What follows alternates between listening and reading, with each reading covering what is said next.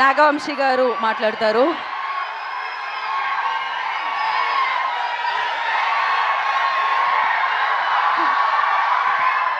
Generally హీరోలకి అభిమానులు ఉంటారు, నాగవంశి గారికి కూడా అభిమానులు ఉంటారు అనమాట. I love this. లేదు యా,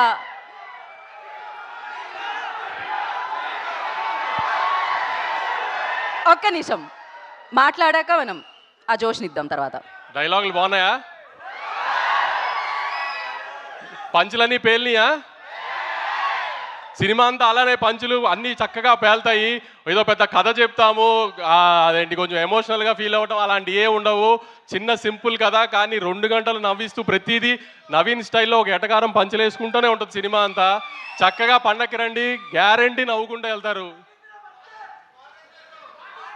వద్దు, కాలర్ లైట్ గురించి ఇప్పుడు ఎందుకు, కానీ అన్నీ మనం తర్వాత చూసుకుందాం, దానికి చాలా టైం ఉంది. కాలర్లు ఎత్తడాలు అవన్నీ మే నుంచి స్టార్ట్ చేద్దాం, ఇప్పుడే వద్దులే.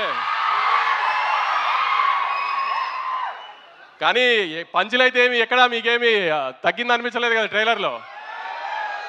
అదే తను చెప్పినట్టు ఇదంతా ఒక జస్ట్ 5-10% సినిమాలో. ప్రతి సీన్లో పంచ్ ఉంటుంది. లాస్ట్ పావు గంట తప్పితే సినిమా అంతా నవ్వుతూనే ఉంటారు.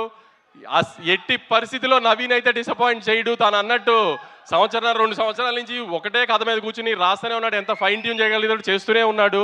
ఆడియన్కి చిన్న ఇబ్బంది పడకూడదు ఇది అది అని అన్ని ఎలిమెంట్స్ కవర్ చేశాడు. కొత్తగా ఆమె ఇప్పటిదాకా ఎక్కడ రివీల్ చేయనట్టు ఒక చిన్న ఎలక్షన్ బ్లాక్ కూడా ఉంటుంది, అది ఫన్ టోన్లో ఉంటుంది అంతా. సో అన్ని పండక్కి ఒక సినిమాలో, పండగ సినిమాలో ఏమేమి కావాలనుకుంటారో గత ఇన్ని సంవత్సరాలుగా చూస్తున్నప్పుడు ఒక సోగ్గాడి చిన్ననాయన నుంచి కానీ, ఒక అలవై కొండపురంలో కానీ, ఒక సంక్రాంతి కోసంలో కానీ అలాంటి అన్ని ఎలిమెంట్స్ కలిపి ప్రాపర్గా ప్యాకేజ్ చేసాము. ఖచ్చితంగా మీరు డిసప్పాయింట్ అవ్వరు అనుకుంటున్నాను. అందరూ థియేటర్స్కి వచ్చి ఖచ్చితంగా సినిమా చూసి మనల్ని అందరినీ ఎక్కుతున్న వాళ్ళందరికీ సమాధానం చెప్తాం. ఈసారి కొంచెం గట్టిగా థియేటర్స్ రండి.